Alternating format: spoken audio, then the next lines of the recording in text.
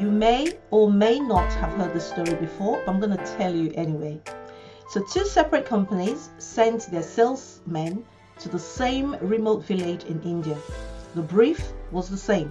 Go survey the land, come back and tell us if there is a market for shoes in this village.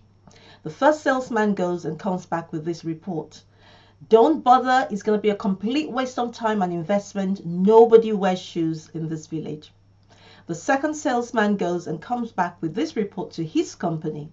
Send a whole container load of shoes. There is a great opportunity here. Nobody wears shoes in this village. One company ends up losing out. The other company corners the whole market for shoes in that village. The difference was simply in the way of thinking of the salesmen. I'm Mary from Kandu Academy, and today I want to talk to you about intentional thinking, the need to be intentional in the way we think. You see, every human being on the face of this earth wants to succeed. It's inbuilt in us. It's natural for human beings to want to succeed. Failure is an abnormality. That's why we hate it so much. That's why you'll see a 5-year-old cry their heart out when they lose at a game. We're not supposed to fail. We're supposed to be great. We're supposed to succeed. Our lives are supposed to be for fuller expression and fuller expansion. And that's why we have dreams. We have those dreams of more, of something bigger than us, something better, something more we could be doing or being or having. But unfortunately for most people, they're conditioned to think that dream, that life they really would love to live is not for them. They don't deserve it. It's beyond their reach. For somebody else perhaps, but not for them. Which is a shame and not true. That life that you want to live, it's absolutely within your reach. It's absolutely something that you can attain. But what we need to watch is the way we think. That really is the difference between successful people and unsuccessful people. You might look at your personal circumstances and you might think, actually, it's not. It's because of the country I live in. It's because of the circumstances of my birth. It's because of the friends I have. I want to put it to you, it's really not because of any of those things. It's because of the way you think. We think about ourselves in those terms, in terms of our age, perhaps our gender, the country we live in, all those things. We look at those external factors and we put ourselves in boxes as a result of those factors. I'm a woman, so I can't do this, that, or the other. I'm too old or I'm too young, so I can't do this. And we put ourselves in boxes. But the truth of the matter is, what you're doing is you're limiting yourself by your thinking. That's all you're doing, because we become what we think.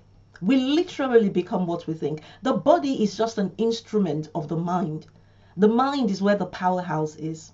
Let me read this quote to you by William James. He's a psychologist, a philosopher, and an author.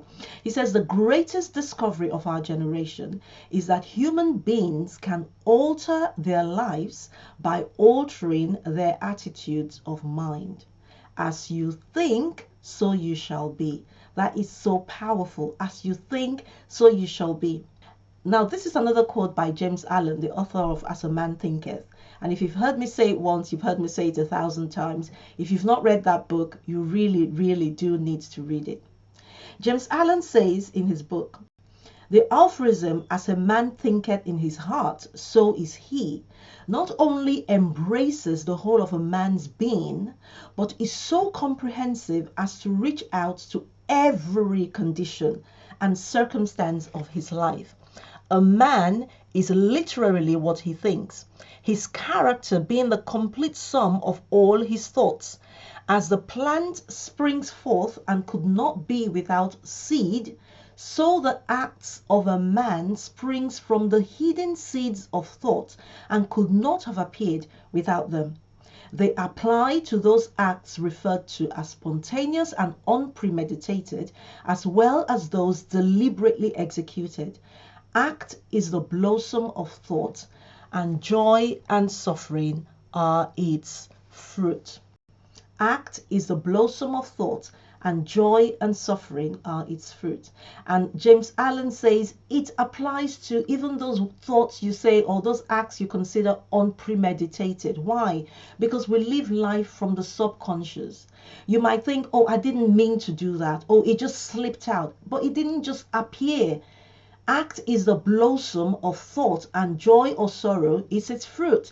That act is a blossom of thought. It didn't just appear. It came from somewhere deep within you. Thoughts you had entertained consciously or subconsciously up to that point. Your mind is the powerhouse. Your body is just an instrument. Listen, there are two things you have control over. Two things: your thoughts and your actions. You control your thoughts. You control your actions. And when you understand this powerful truth, you will never blame anybody for any of your actions again. You will never blame anybody for anything that you do, because you are in control of your thoughts and your actions. You choose your thoughts and your actions. I want you to write down these these 4 letters: T, F, A, R. Okay, we're going to start from the last letter, R. R stands for results. Look around your life right now. Look at the results that you have in your life right now, the things that are manifesting in your life right now, in whatever area of your life you want to choose. Look at those results. Are you happy with them? If you're happy with them, that's cool. If you're not happy with them, that's also cool. Because guess what? Whether you're happy with the results you have right now or not, you created them. You created them. So if you're happy with them, give yourself a pat on the back. If you're not happy with them, it's also not all lost. It means that if you created them, you can change them. But how do we change them? You see, the results is what we see. It's the manifestation, right? It's the bad relationship or the good relationship. It's the prosperous business or the failing business, okay? Either way, those are the manifestations. Those are the things that we can see. And you see, the problem with most of us is when we want to change our results, when we want to change the things we see in our lives that we don't like, we focus on the results. At best, most people will go back to the preceding letter, the A, which stands for actions. We look at our actions and we want to change our actions, and that's not necessarily a bad thing. But I want to show you today where the real change should take place. I want to show you today where the real powerhouse is. Let me ask you a question. If you have a car and you want to improve the performance of the car, what are you going to work on? Are you going to work on the body, the body work, the doors? What are you going to work on? Absolutely, you're going to work on the engine of the car. That's where the powerhouse is. That's what controls the performance of the car. It's the same with us human beings. The F stands for your feeling and the T stands for your thoughts. You see, your thoughts is what controls your feelings. Your thoughts influence your feelings, and how you feel determines how you act. If you're feeling confident, you will pick up the phone and you will want to ask for that order. You will pick up the phone and you will speak to that prospective client expecting to get the contract. If you lack confidence, you will procrastinate because you don't want to hear no for an answer. So let me give you an example. So you want to embark on a new project. You want to step out and take a step in your business to go forward. And then you think about the last time you took a step and maybe it didn't end up the way you wanted. Maybe you failed as it were. And so you're thinking, oh, well, the last time I tried, I tried to go big. I tried to do something different. It failed. And if you allow that thought of failure to make you feel like a failure, guess what? You are not going to be confident in yourself to pick up the phone and take the next step you need to take in your business. So what are you doing? You're allowing your thoughts to influence your feeling, and your feeling then translates into whatever action you take or do not take, which determines the results you get. But if your thoughts are thoughts of, I can do this, I know last time it didn't quite work out, but this is going to be different because I've made adjustments, I've grown, I've invested in myself. If you think and fill your mind with thoughts that will make you feel empowered, it's going to change the way you feel, and it's going to change the actions that you take. So your thoughts limit you. It's your thoughts that determine whether you actually take the action, and not just whether you take the action, but how you take the action. Because believe it or not, that's more important than what you do. How you do what you do is more important than what you do. Do you see how it flows? That is how we create our lives. That is the creative process. But for most of us, we focus on the action, or we focus on the results. But guess what? If you really want to change the results, you have to go all the way back to the thoughts. So quit trying to just manipulate the results. Quit trying to just manipulate the circumstances and situations that you're not happy with. And stop trying to just change the actions. That might work for a while. That's why New Year resolutions only last up to the second week in January if you're lucky. Because we're trying to change our actions. That's not where the work needs to be done. You need to go back to the source, your thoughts. How are you thinking? How is it that the way we think is so powerful? You can liken the mind of a man to a field, okay? But it's not just any field. It's the most fertile field on the face of the earth. And anything you throw into that field will grow. Anything you plant in that field, you don't even have to till the ground, you don't have to cultivate it, just throw it in the field and it will bring forth in abundance for you. And guess what? The field of your mind does not care.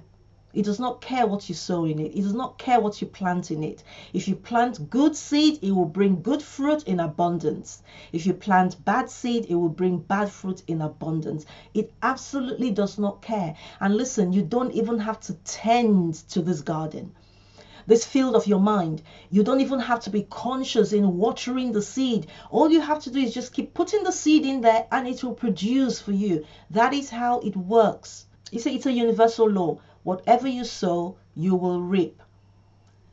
We understand that when it comes to actions and life, if you study hard, you'll get good grades. We understand that. But when it comes to the mind, we don't pay attention. Whatever you sow in your mind, whatever, bear in mind, whatever you sow in your mind, you will reap. So the question then is, what are you sowing in your mind? If you're sowing fear and anxiety, that's what you're going to reap, because we always face in the direction of our faith. And what you've been feeding your mind is what you have faith in. And you're naturally going to gravitate towards that. You see, we all live life from the subconscious mind. There are two parts to our mind. There's the conscious mind and the subconscious mind. Your conscious mind is your thinking mind. The subconscious mind is your emotional mind, but that's where the real powerhouse is. That's where we live life from. That's why sometimes you're thinking something rational, but your actions are doing something completely different, because you're living life out of your subconscious mind. So that is where the work needs to be done. That is where we really need to work on. We need to be intentional in the thoughts that we keep impressing on our minds, so that with time our subconscious thinking changes and inevitably our actions will change. Let me tell you about the power of the subconscious mind. For those of you who know how to drive, just think about when you started to learn to drive. You were very conscious of every action you were taking. When they'd say put your foot on the clutch and then press on the accelerator and gradually lift your leg from the clutch, you're doing it all very consciously. Very consciously. Your mind is alert. Your conscious mind is alert to what you're doing, But a few years later, when you really know how to drive, you start to drive subconsciously, don't you? How many of you have ever missed your exit because your mind was miles away, but you were driving, you were doing it subconsciously? That is how life is. So what I'm encouraging you to do is to begin to live life in such a way that you're deliberate in how you think and in the thoughts you allow into your conscious mind, that over a period of time, it will be impressed so much on your subconscious mind that you begin to live life from that place on a subconscious level. Does that make sense? Just in the same way that now you drive without even thinking about it, it just comes natural. After a while, when you've, over a period of time, because it's not going to happen, overnight, you're maybe 15, 20 years, 30, 40, maybe you're 50, you've spent your whole life thinking in a certain way. It's going to take almost a whole lifetime now to change that way of thinking. But as you begin to be intentional in doing that, intentional in choosing your thoughts, after a while, the subconscious mind is going to be reconditioned. And you're going to begin to live life from that reconditioned subconscious mind. And that's going to be a powerful thing. Trust me, when you begin to live life like this, when you begin to be intentional about the thoughts that you think, you will see how it will transform, absolutely transform your life. Some of us are not even aware of the wrong thoughts we entertain, our wrong patterns of thinking. For instance, some people are afraid to put themselves out there to say, this is what I do, this is who I am, come get some. They're afraid to market themselves. Some people are even afraid to charge for their services because they don't want to be seen as self-serving. I don't want people to think I'm just doing it for the money. I'm really passionate about what I do, but I don't want people to think I'm just doing it for the money. We're so concerned about what people think. Some people will not do a video to promote themselves or what they do because they don't want people to say this, that, or the other about the video, or they're bothered about what people will think. Listen, let me tell you this joke, right? So this guy, when he was 20, he said, I always worried about what people thought about me when I was 20. And then I turned 40 and I didn't care what people thought about me. And then I turned 50 and I realized nobody was thinking about me all along. They were all thinking about themselves. Nobody's thinking about you. And listen, even if they are, it doesn't matter. But this is one of the ways we think that limits us. We keep second guessing ourselves. Should I not? Or will it be received? Will it not be received? Just put it out there. Just put it out there. Whoever it's for will get it. Whoever needs it will take it. Stop self-sabotaging because you're just always second guessing and always just, telling yourself it's not good enough. Listen, you don't have to be great to start, but you have to start to be great. So even if your first video is rubbish, put it out there anyway and learn from it. Let's just stop, just beating ourselves up all the time, just worried about what people are thinking about us and what people are saying about us. It doesn't matter. Who cares? People change their minds. That's what human beings do. When you succeed, they're going to change their mind. So just go ahead and do what you need to do. Just go ahead and do what you need to do.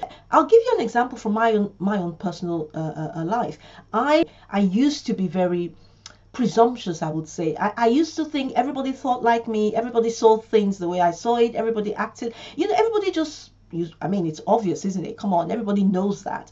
And I just used to assume all the time. But as a leader, that didn't serve me because I was always just feeling frustrated because those I was leading didn't seem to be getting it, because I'm thinking, come on, you should know this. Because I knew it, I expected them to know it. Because I saw it in a particular way, I expected them to see it in a particular way. So I ended up being frustrated. My expectations were always just being dashed because I expected people to do things that I never even communicated to them what I was expecting of them. I just expected them to know. And now, even as a trainer and a coach, I fall in that category of people that initially I was a bit not skeptical, but just initially thinking, I don't want people to think I'm doing this for the money. Listen, nobody ever watched a McDonald's advert, right, with the oil or the grease dripping out of that burger and thought, oh, McDonald's just want my money. No, the question you ask yourself is, am I hungry? Do I feel like a burger or chicken? That's what you ask yourself. So who sits there and starts to think, oh, they just want my money? Of course they want your money. Of course they do. Anybody who is in business to make money. It doesn't necessarily mean that's all you want to do. Of course, you want your service to be beneficial to people. You want to add value to people, but you are in business because you want to make money. It's not a charity. So get off it and put yourself out there. Put your service out there. Don't be afraid to charge for your service. Don't be afraid to tell people you need my service, because they do. If they don't get it, you can't help them. So I had to cross that bridge. I had to cross that bridge. So maybe you're listening to me and you need to cross that bridge as well. If people need your service, you're going to be doing them a disservice, not promoting it because you're afraid of what people will say. You don't want people to think you're just doing it for the money. Don't just go with a thought out of habit. If a thought comes into your mind, challenge it, especially if it's a thought that does not serve you.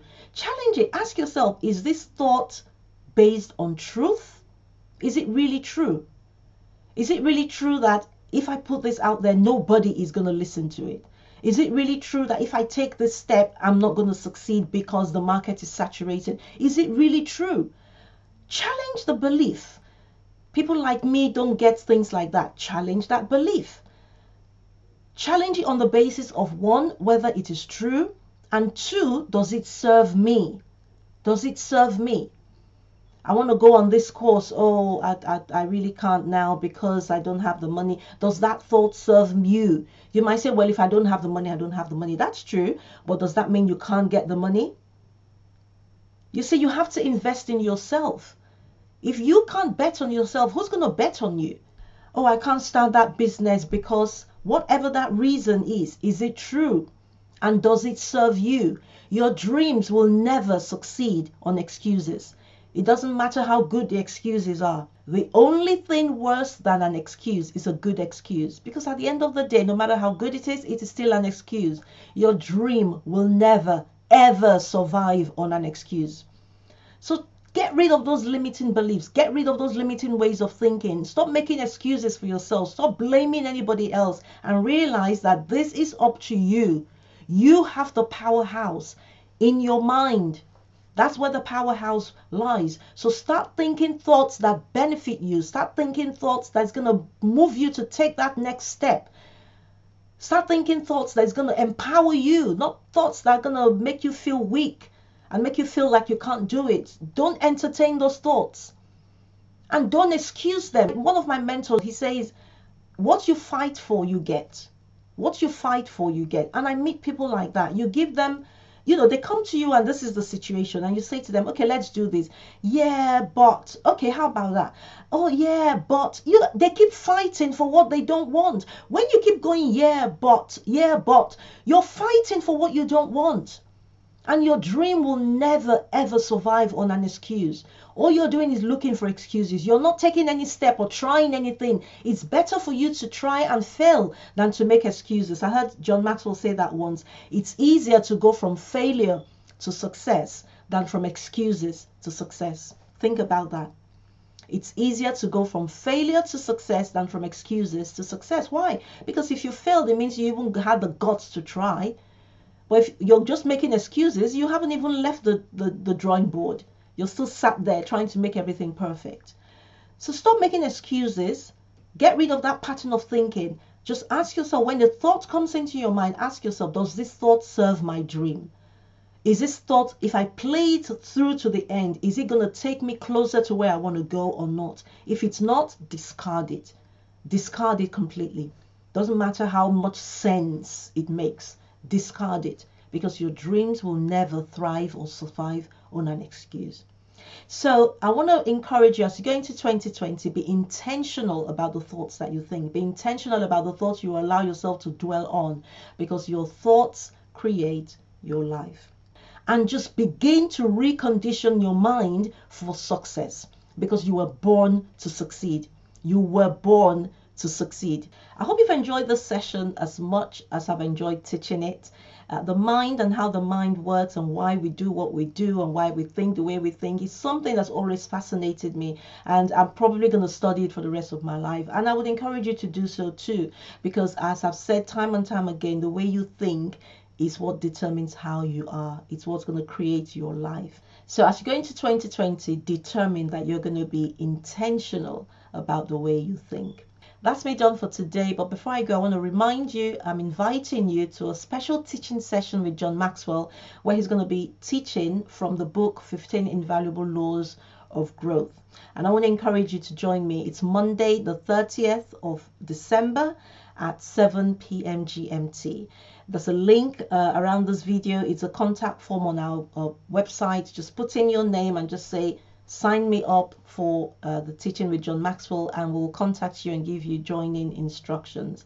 I also want to remind you to sign up for my mastermind group, Growing for Gold. Now, For you to begin to be intentional about the way you think, you have to become aware in the first place that your thinking is not right. Now, I'm not saying the Growing for Gold Mastermind Group is going to solve all your problems and it's going to catapult you from where you are right now to where you need to be. No, I keep saying there are no quick fixes to any real fixes. We all want everything instant these days. Instant coffee, instant microwavable meals. But you and I know there is nothing like the real brewed coffee. There's nothing like the real well-cooked meal compared to the microwavable meal. Because the journey of growth is a lifetime journey. It's a lifetime process. You have to start from somewhere. And I really believe that this mastermind group, Growing for Gold, is a good place to start. So if you've not yet registered, I want to encourage you to do so. Again, around this video, there'll be a link for you to click on and register for the mastermind group, which starts in January 2020. We are going for gold, or we are growing for gold, I should say. All I want to do is help you have a happy new year. I don't just want to wish you a happy new year. I want to help you really have a happy new year. So I hope you'll let me and join on this mastermind group, and let's grow together. And I'll see you on the next video. Until then, take care. God bless. Bye-bye.